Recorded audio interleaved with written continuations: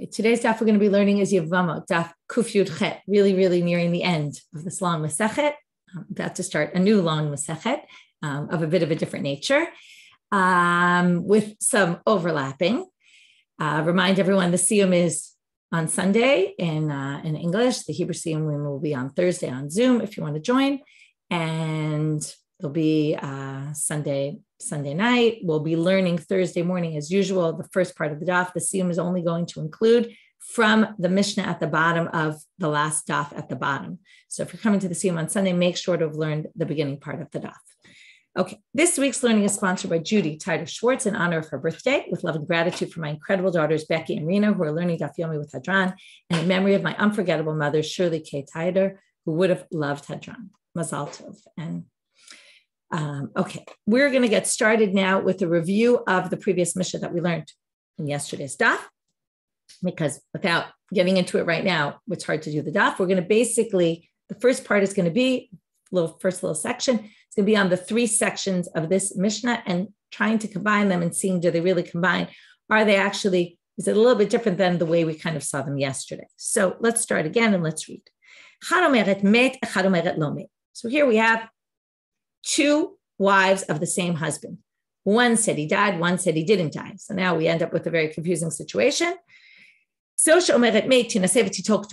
one who says he's dead, we rely on her testimony and allow her. But remember, we don't allow her to testify about her tzara. So the tzara can't get married. And not only that, but the tzara herself said he didn't die. So she said he didn't die. She can't get married. She can't get her ketuba man. That's case number one. Case number two, what if they have contradictory testimony? The whole topic here is contradictory testimony. Can we allow a tzara? Basically, theoretically, you should say the first case was also contradictory testimony. Why doesn't the second one knock out the first one? Because right? If in this case, we're going to see Rabbi Meir holds contradictory testimony, theoretically, should have held in the beginning as well. So we'll get back to this question. Second case is, one said he died, like in his bed or from being sick. And the other wife says, no, he was murdered. So Rabbi Meir,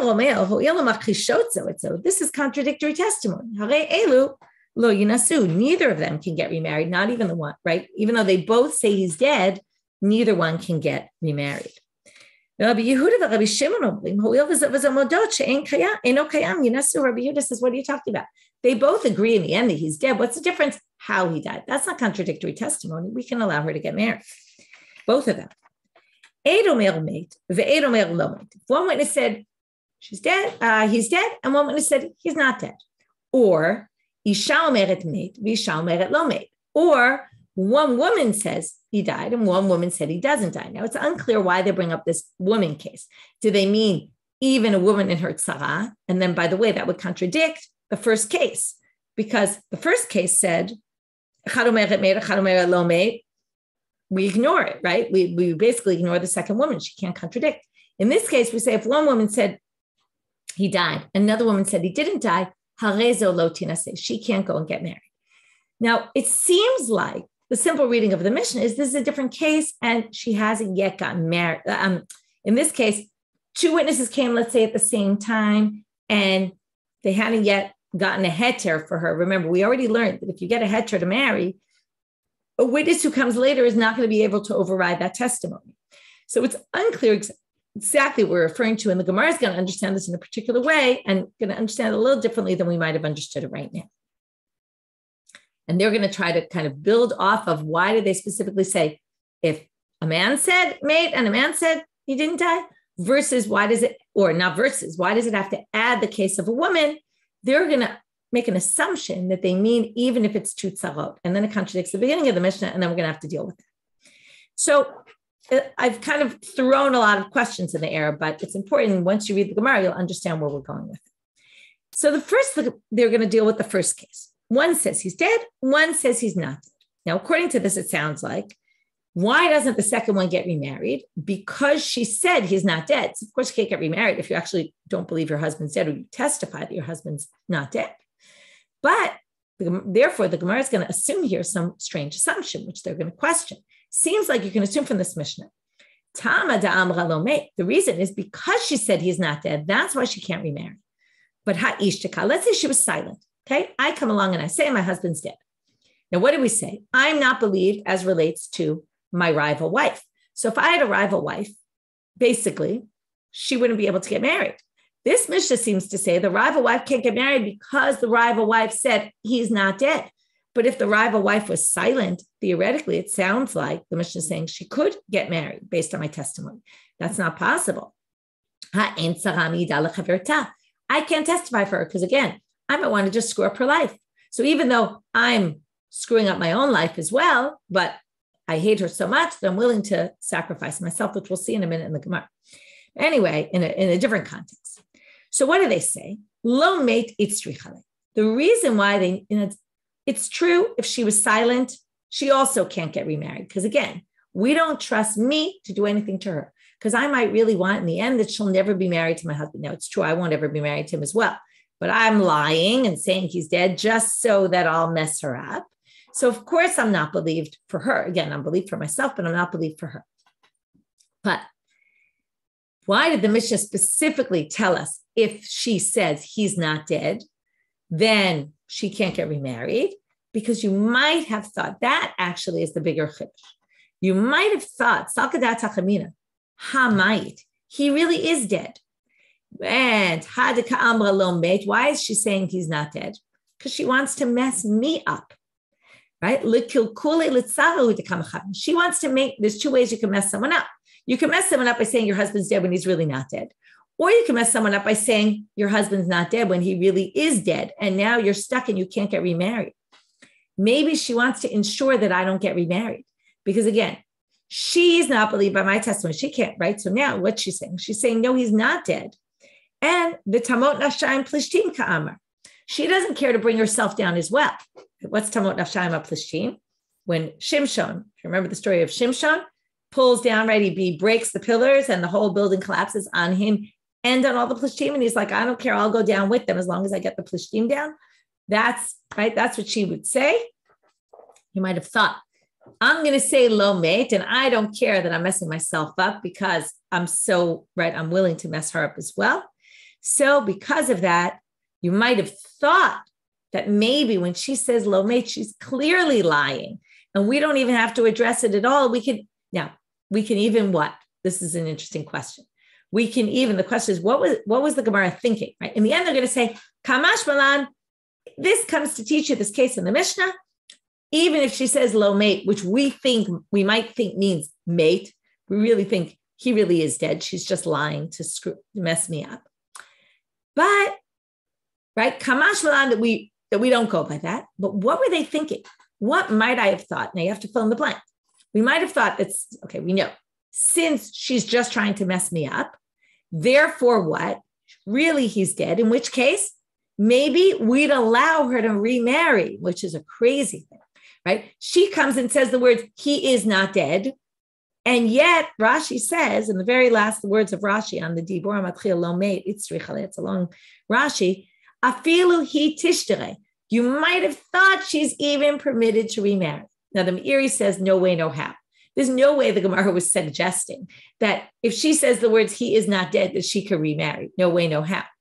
What they meant to say was, this is already a jump. Okay, before I get to it, I'll give you some background. If this is actually in the bookmarks, the word amtila. Okay, I'm not sure if it's in Yevamot, but it's definitely in ketuba. Amtila is where a woman or anybody actually lies in court let's not say lies. They say something in court and then they come back and they say the opposite. Now, normally we don't believe them at that point because they've contradicted themselves.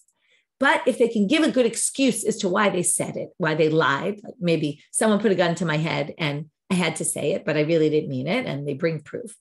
That's called an amtila. That means I have an excuse, and then we can explain, oh, that's why they lied. Here's their excuse. So if this woman comes forward, first she said he didn't die, and then the Meir says, again, this is what the Gemara was thinking. Maybe we would think. In the end, we don't do this. But you might have thought that if she said he's not dead, and then she later comes and says, listen, he really is dead. I was just trying to, I'd hated my rival wife and I was just trying to mess up her life.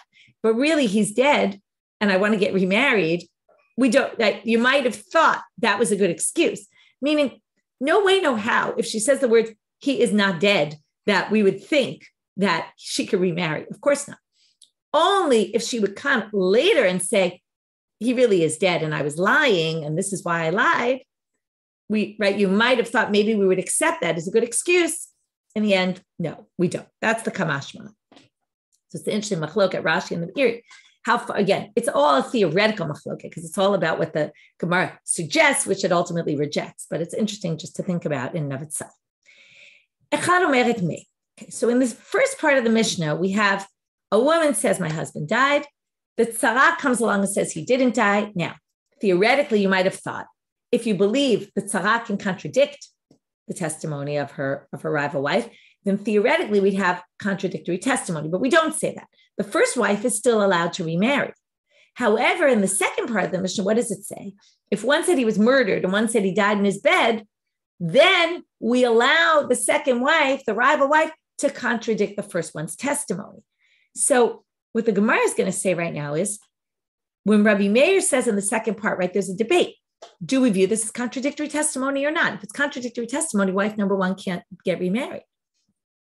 So when it's murdered versus, dead in bed, so Rabbi Meir says this rival wife is believed to contradict the first one and she can't even get remarried. Rabbi Yehuda and Rabbi Shimon say, no way, no how. We don't allow rival wives to contradict testimony of the first wife. So comes the Gemara and says, "V'liflag Rabbi Meir bereisha."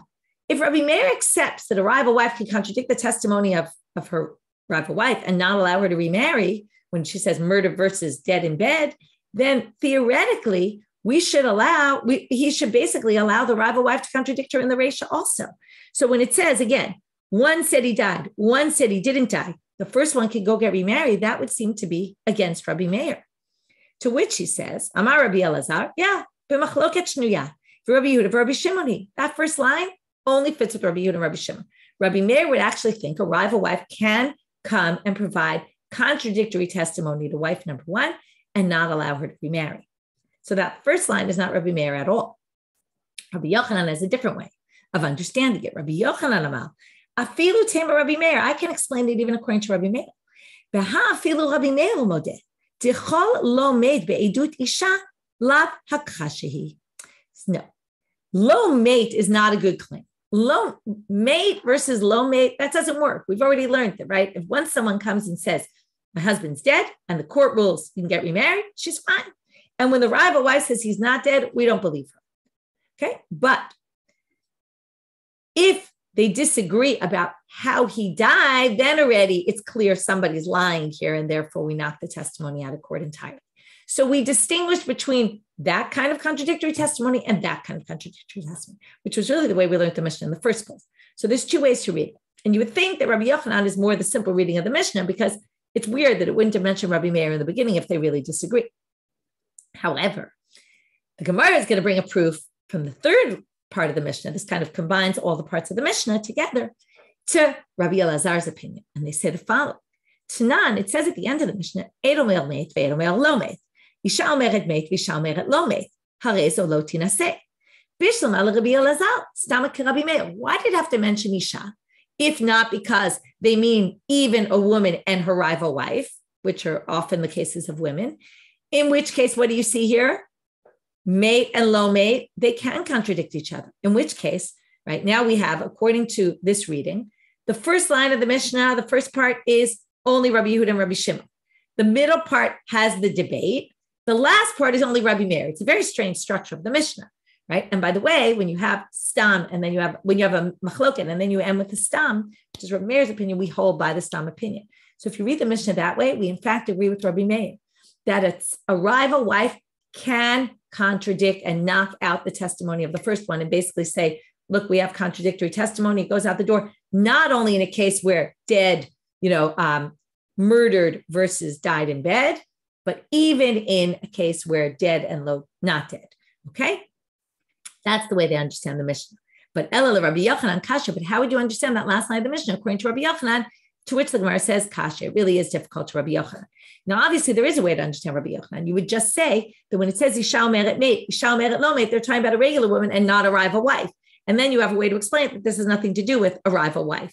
And then the third part is totally disconnected from the first two parts, and there's no question at all. But the Gemara doesn't provide that as an answer. Some of the commentaries do. Okay, new Mishnah. Okay, we're going to get to a bunch of cases like this today, both in this Mishnah and not the next Mishnah, but the following Mishnah, which we're going to see today and finish up our chapter. So they both go abroad. And then she comes back. This is like the story of Ruth and Yomi, right? They go to Moab and then they come back and they say, our husbands died, right? Well, we have nobody. Now, nobody knew that their husbands died. There was no evidence. It was just their word. So Tina Seviti told ketubata, she can get married and she can get her ketuba. We know this already, right? But sarata asura, you end up with this ridiculous situation. There was this one husband, one wife claims he's dead, and we know this already, right? That Sarah is not allowed to get remarried. The question is, to what extent do we view that Sarah as being still married to the husband? The husband's not here, right? We assume, as far as the first wife is concerned, the husband's dead and she can go get remarried. That Sarah, you ask if the Sarah was away. I don't think it matters if the Sarah was away. It's irrelevant. The point is she doesn't know that he died. So she can't rely on the first one's testimony because maybe the first one's just trying to mess her up. So she is still considered married. To what extent? To the extent that she can't get remarried. The question is she still considered married for benefits of marriage? Okay. Yes, for benefits of not being married, she doesn't get, right? L'chumra. The question is, let's say, okay, we're going to read it inside. Hayta bat Yisrael kohen. She was the Yisrael who married a kohen. Can she still eat truma? Tochal b'trumata.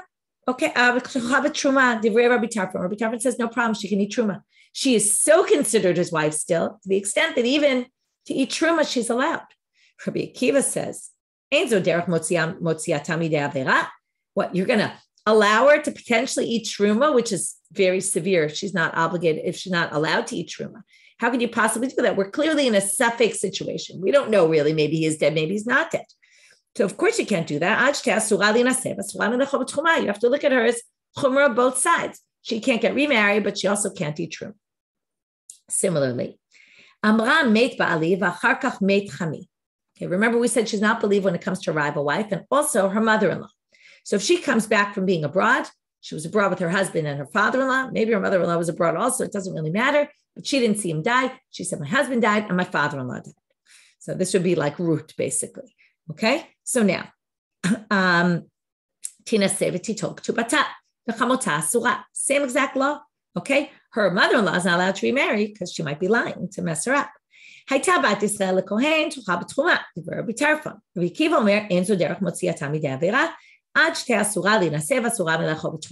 the exact same thing. Right? Rabbi Tarfon allows you to eat truma. Rabbi Akiva says no way, no how. By the way, it's interesting because Rabbi Tarfon is usually much more strict about things, like with the Kriyat Shema, where he says you're supposed to lie down at night and you should have done, basically he says, you're supposed to lie down in the middle of the street, and people say, what, you're going to end up getting killed if you do such a thing, like Rabbi Tarfon, right? He's crazy. Anyway, and they say you should have died, you should have gotten killed because you did that, because Rabbi Tarfon says about himself, he did it and he endangered his life just to keep the mitzvah. He's usually a little bit like that, and Rabbi Akiva is less so. And in this case, he's more lenient and Rabbi Akiva is more strict. So the obvious question the Gemara has to deal with is, why did you need to mention both cases, right? You could have just said one, we would have known the other because she's not believed by her rival wife and she's not believed about her mother-in-law. To eat marhach kamaita, why do you need both? Because if you had the first one specifically about the rival wife, you would have said, we're so sure that she's lying to mess up her rival wife that Rabbi Tarfon says, of course the rival wife can eat truma because she's clearly married. Mishum ditsara de gufa.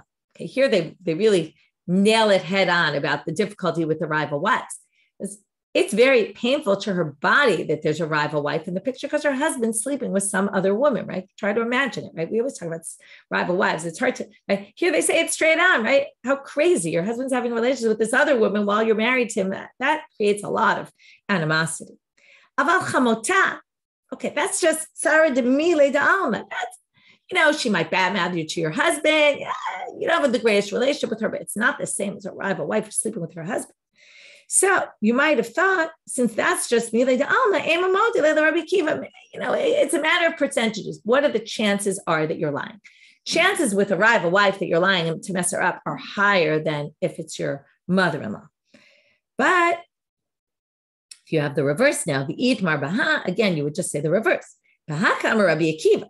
If you just have the mother-in-law, maybe that's what Rabbi Akiva says, that we're not going to believe, we're going to keep it in, both options.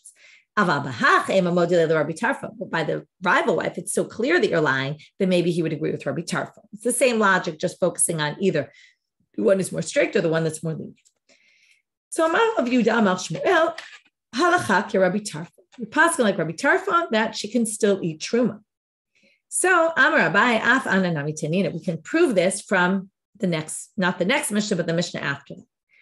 Nitan li ben b'medina hayam. If she goes abroad, she doesn't have a son. She goes off with her husband, and then she comes and says, when I was there, a son was born to me, meit beniva harkach bali, but he died before my husband died.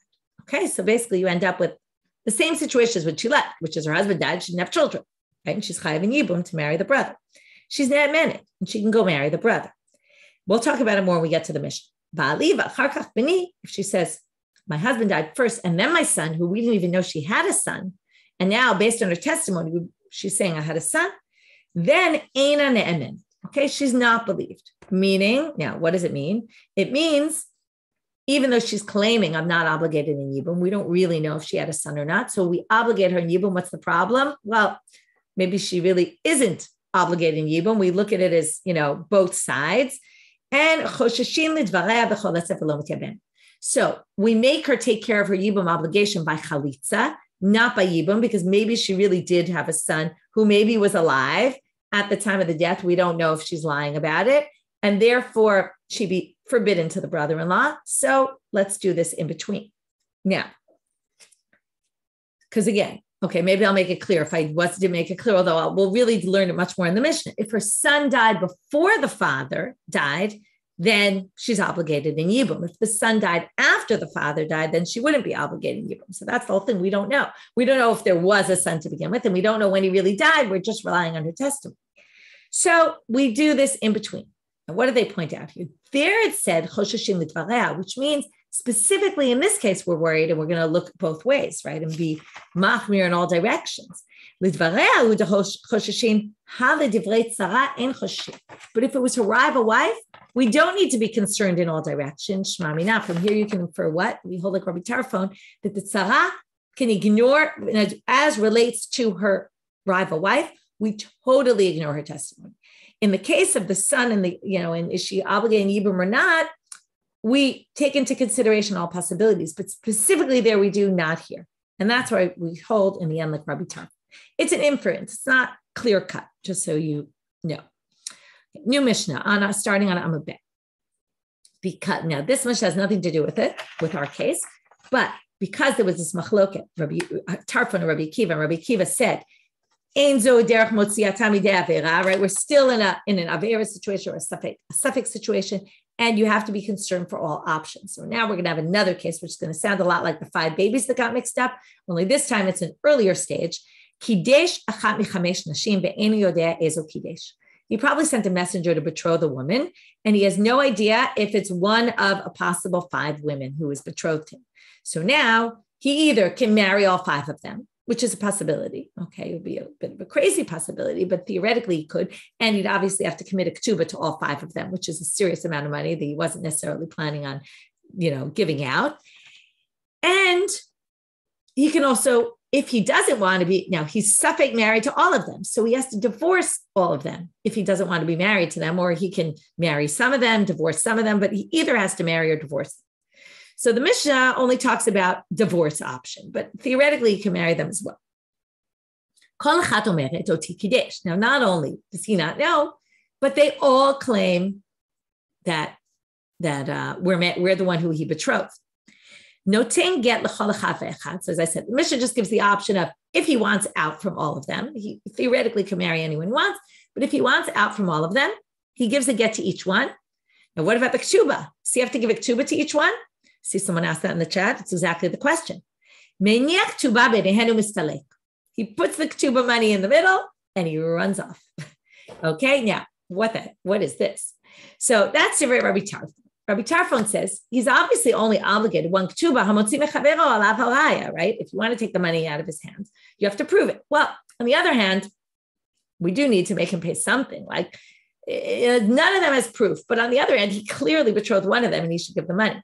So what does he do? He puts it in the middle and whoever takes it, takes it. This is a principle in halacha, which doesn't really sound like a halachic principle, but it is. It's called kol da'alin gval. Whoever's the strongest one gets it. I was playing yesterday Jungle Speed, if you've ever played that game, right? It's whoever grabs it, right? You're supposed to match two things. If you have a match, right, to the other person's, you're each supposed to grab it, and whoever kind of you fight it out, it's a little bit of a vicious game. Shouldn't have long nails while you're doing it. And you fight it out, and whoever ends up with it, they're the one who wins. Okay, that's what the halacha says. There's all sorts of interesting things about it,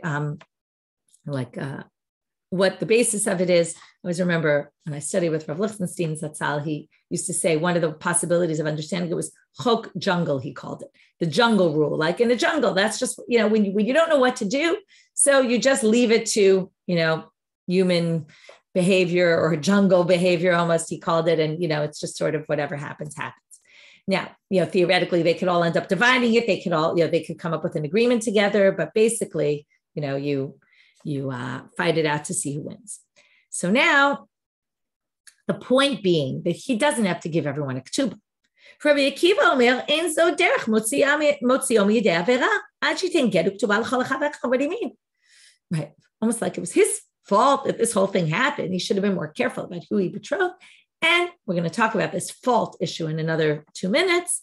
But he has to get to everyone and a ketuba. That's a crazy amount of money. That's a crazy penalty, okay? Because it's a lot of money, a ketuba.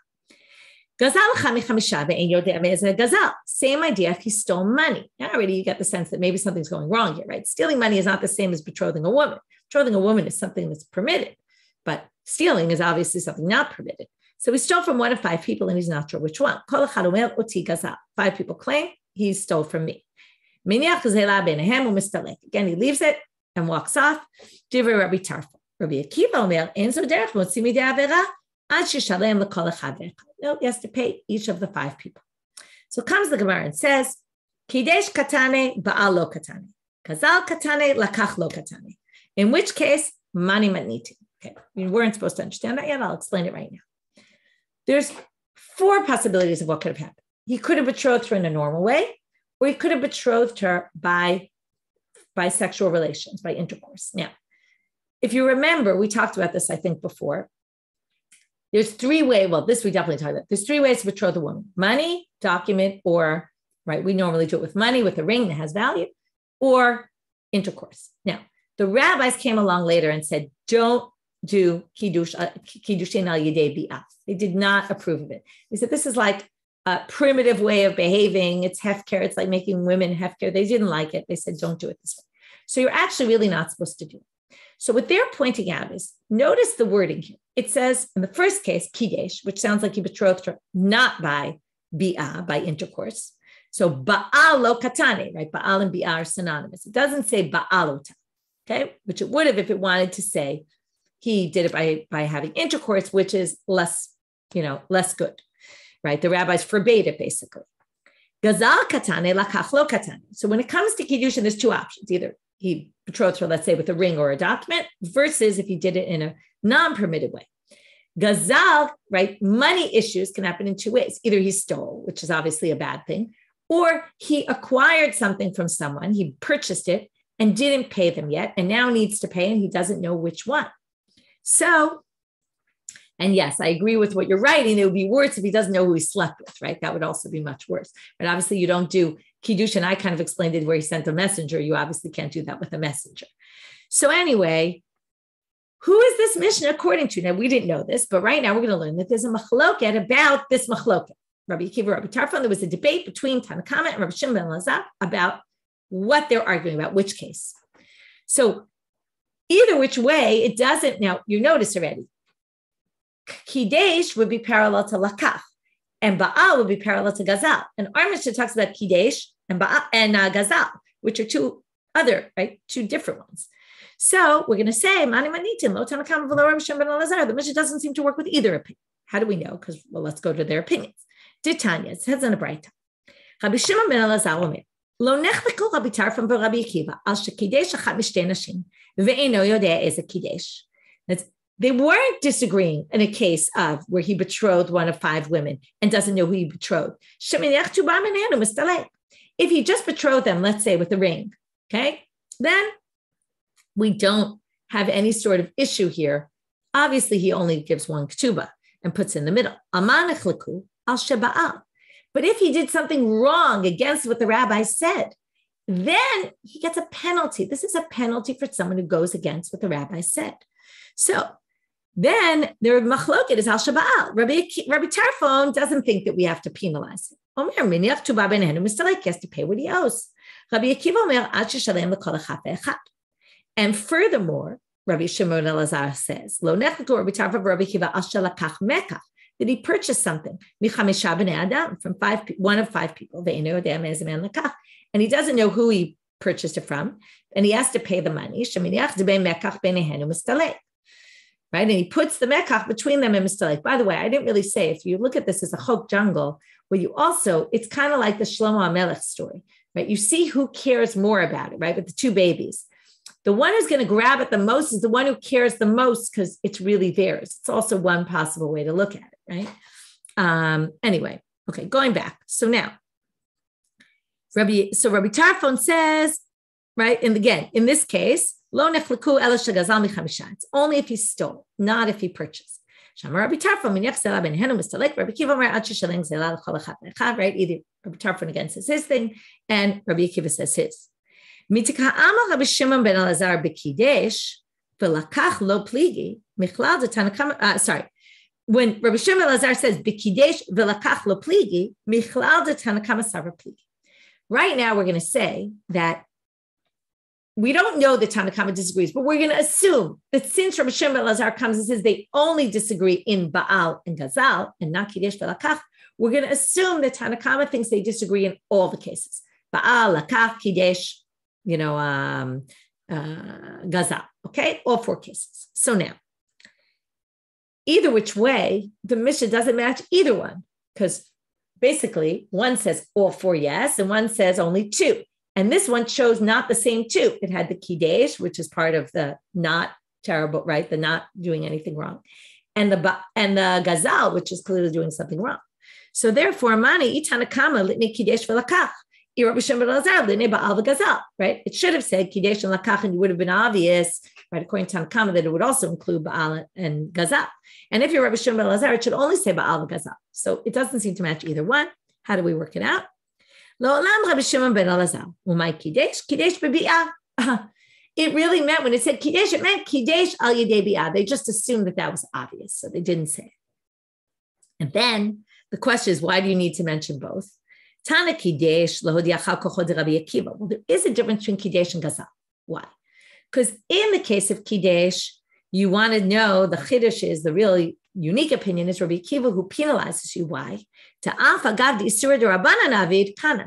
Even though it's only usher by rabbinic law, still the rabbis instituted a penalty. You might have thought only in Torah laws, because by Torah law, you actually could betroth a woman by intercourse. This is just the rabbi said, don't do it. So even so, you're kones. And Tana Gazalo, Rabbi Tarfon. They wanted to focus on Rabbi Tarfon in the stealing case. Even though we did something forbidden by Torah law, lokan, still they didn't penalize. Okay, so that's why we have all those. That's why we have both those cases. And in the end, we basically say kidesh is kidesh b'bi'ah, and it matches Rabbi Shimon ben Elazar's position. That's only a penalty if you did something wrong. If you didn't do anything wrong and you just got a little confused, right? We don't blame you for that. Obviously, Tanakama thinks even that case we do, but our Mishnah doesn't hold that way. Okay, next Mishnah. Now we're going to pull up today's presentation. If you haven't been using our presentations, you have one more day to use them. This is the second to last presentation for the Masechet. Thank you again to our staff of people who worked very hard on the presentations. Okay. So now we have a woman. So Rivka is married to Yitzchak and they have a son, Yaakov. Okay, we'll use easy names here. She, Yitzchak, Yaakov all go abroad. Okay, so they go. So she leaves. She has a son already. So that means when she leaves, we talk about chazaka, like where she is right now. If All things being equal, if she comes and says, my husband's dead, we will not require her to do yibum. She can go marry anybody because we know she has a son. Then she says, Ubat va'amra. So she comes back by herself and she says, Meit ba'ali, my husband died. V'achar kach meit bini, and then my son died. Ne'emenet. She's believed. Because basically what she's saying, my husband died while my son was still alive. That means I'm not obligated in yibum, and that's no different than when she left. Now, also, this could, number one, this works because of laws of chazaka. She left, she wasn't obligated in yibum, she had a son. We assume she still had a son when the husband died. Also, we say, hapesh asal hu hapesh yitil. We wouldn't have known about the son dying if she hadn't told us the son had died. So we can believe her when she said the son died second and he died and the son was still alive, because she could have just simply said Meit ba'ali. So the fact that she adds the fact that her son has died, that's the mouth that permitted that apesha asal that would theoretically forbid her, because she says my son's dead and maybe not obligated in yibum, is the same mouth that writes only based on her testimony that we know anything. And it's the same one that said, oh yeah, but he died after my husband, so I'm not obligated in yibum. So she's permitted to marry anybody. Okay, next. If she says the reverse, meit beni v'achar kach meit ba'ali eina ne'emenet. But if she says my son died first and then my husband died, meaning I'm not obligated in yibum, and when she left, she was obligated in yibum, well, then we don't believe her because she's changing, right, our chazaka. So now, chosheshin lidvareha, and we're concerned now. We're concerned in both directions because we don't really know. So we make her do chalitza, right? Theoretically, she's claiming that I'm obligated in yibum and I'm supposed to marry Yitzchak's brother. But we can't really allow her to marry him because maybe really the son died first. And then, the son died second, in which case she would, like, maybe she just wants to marry the yabam, right? Maybe she's worried that no one else will marry her or something. And therefore we're worried. So we don't allow her to do yibum because we're not sure that she's actually allowed to. Because remember, if there's no plea of yibum, it's eshet ach. It's her brother's, right? She's the brother's wife. So she does chalitza and not yibum with the brother. Next case. She goes off with just her husband. She has no children. Then she claims, okay, they go abroad. Nitan li ben b'medina hayam. She says, listen, when she comes back, she says, while I was there, I had a son. Okay, we made him invisible here, or clear, see-through, so that you see, we don't really know. It's just based on her testimony. The same way the exes, when she says, and we don't really know it's true, are clear. So also he's clear now. So we don't know. We don't know if he was alive or not. Again, when she left, she was obligated in yibum because they had no sons. So then if she says meit bani, he died first though, v'achar kach meit bali, she's ne'emenet, because again, it's no different than when she left. She had no son. When the husband died, she's obligated in yibum. So we believe her. But if she says meit bali, v'achar kach meit bani, and she's trying to say, I don't have to do yibum, well, eina ne'emenet. We don't believe her because maybe she's just trying to get out of yibum and claiming she had a son, but maybe she really didn't. So again, we believe her partially, right? She's not believed to say she's not obligated in yibum. She's not believed to say that she's totally not obligated, right? But we make her do chalitza and not yibum. We don't allow her to marry him because we're also not sure about that. So we do this in between. Next case.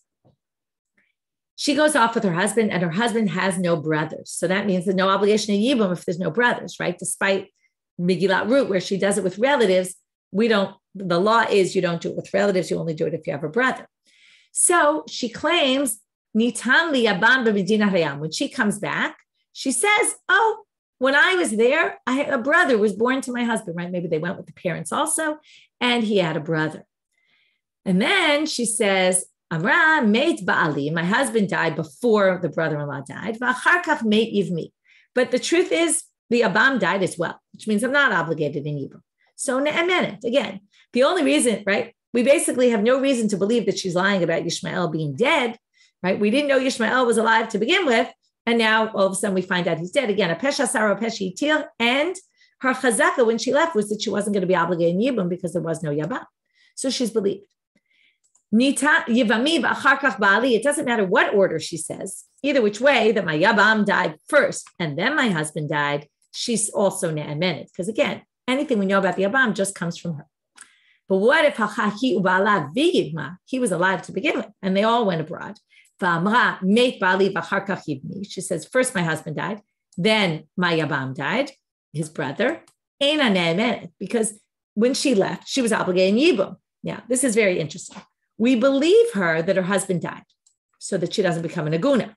So theoretically, we should believe her that Ishmael died because it's also going to keep her in a naguna situation because she can't get married to anybody else until she does yibum. So if we don't believe her, we basically say you have to do yibum with your brother-in-law and, you can't find your brother-in-law, so you're really stuck. So why do we believe her about her husband, but we don't believe her about her brother-in-law? It's very interesting. So there's a few different reasons given. One is because, remember, the whole thing is that she's daiko mitzvah. She's going to check and make sure her husband's really alive because she loves him and all that. She might hate her brother-in-law and not want to ever be married to him. So she's going to lie and say, oh yeah, I don't have a yabam because she doesn't want to marry him at all. That's one possibility. The Rambam suggests a different possibility that why do we think that she's going to be so careful and check? Because if she goes and marries someone else, she's an Eshadish. And then, right, if her husband's really not dead, she's an Eshadish, and that's a serious offense. But if her yabam is still alive and she goes and marries someone else, that's only an Isur Lo Taseh. So maybe that whole thing about her checking and being careful isn't relevant when it's just a regular negative commandment. That's not as serious as Eshadish, which is much more severe and karet involved, and death penalty and all that. So that's another interesting reason why she's not believed.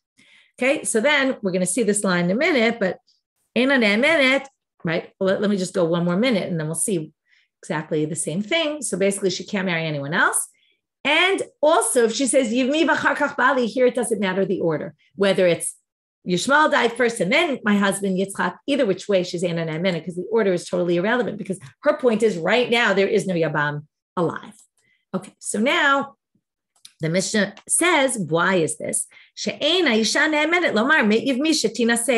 not believed to say that. She's only believed to say my husband died and I can go get remarried. She's not believed with the Yavam, and that's what we just said. That's why I just gave some explanations. Not only that, she's also not believed. She's not believed to say my sister died so that she could take the place of her sister and marry her sister's husband. Because again, that's not an naguna situation. It's only in a situation, right? That's just, oh, I want to marry my sister's husband. So let me just lie about, or not lie. Maybe she's telling the truth, but we don't allow that because we only allow her testimony to make sure she's not stuck in a marriage where the guy's not alive, but not in other cases, other arayot kind of things. And likewise, since it's non-naguna case again, in Haish Ne'eman, the husband is not believed to say, Meit achish yibem ishto. So this is a regular man, not a husband. He can't say, my brother died in order to do yibum to his wife. Okay, he's not believed because again, it's not a naguna situation. V'lo meita ishto shisa chota, and not my wife died so that I can marry her sister. Again, that also isn't permitted. You can go marry anybody else if you want, because a man can marry more than one woman in those days. So therefore, we don't believe it, right? It would be a good question. Nowadays, would we do it? Because nowadays, he would become stuck and can't marry anyone else. So that's a good question. So the Gemara moves into a bit of a different area, which is, let's say the man wants to give a get to his wife.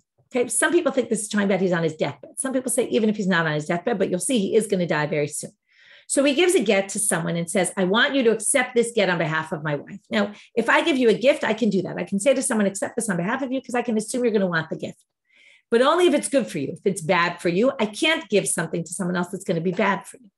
So the question is it get good for the woman or bad for the woman? So here, theoretically, let's say he's about to die, or even if he does die, was this get good for the woman? Because this way she doesn't have to do yibum, or is it bad for the woman? Because she can't do yibum, right?